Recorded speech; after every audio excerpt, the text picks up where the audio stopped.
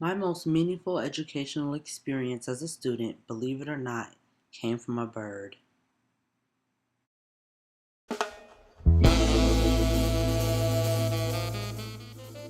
In ninth grade English, the teacher handed us each a book and said, "You have 1 week to read and summarize. No excuses." Jonathan Livingston Seagull by Richard Bach. I thought, oh great, I have to read a book about a bird? How boring. But oh, how wrong I was. Never could I have imagined that a book report about a seagull was about to change my life forever. Shortly after I started reading, I understood that this was no average seagull. All he ever wanted to do was fly. The other seagulls tried to tell him that the only reason they needed to fly was to eat, but that was not enough for a gull like Jonathan. To say he was special would be an understatement. He failed so many times and still kept trying even though his flock thought he was crazy and eventually banished him, but Jonathan could care less.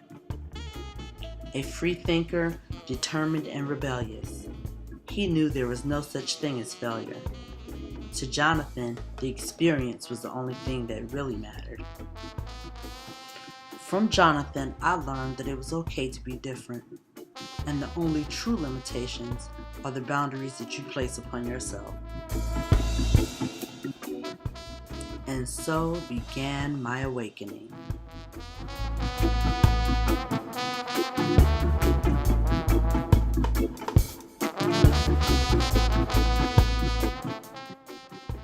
Since ninth grade, I have read Jonathan Livingston Seagull over and over again, and each time I learned something new.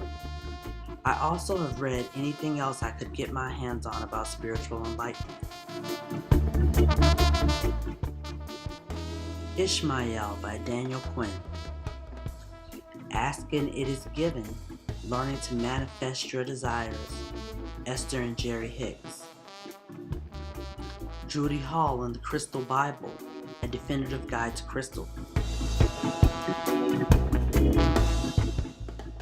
The Ancient Secret of the Flower of Life, one of my favorites, Drvalu Meldesche. And the Book of Secrets, Deepak Chopra, just to name a few.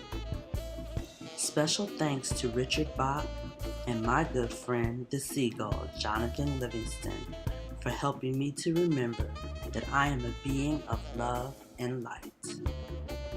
For we are not human beings experiencing spirituality, but spiritual beings experiencing humanity.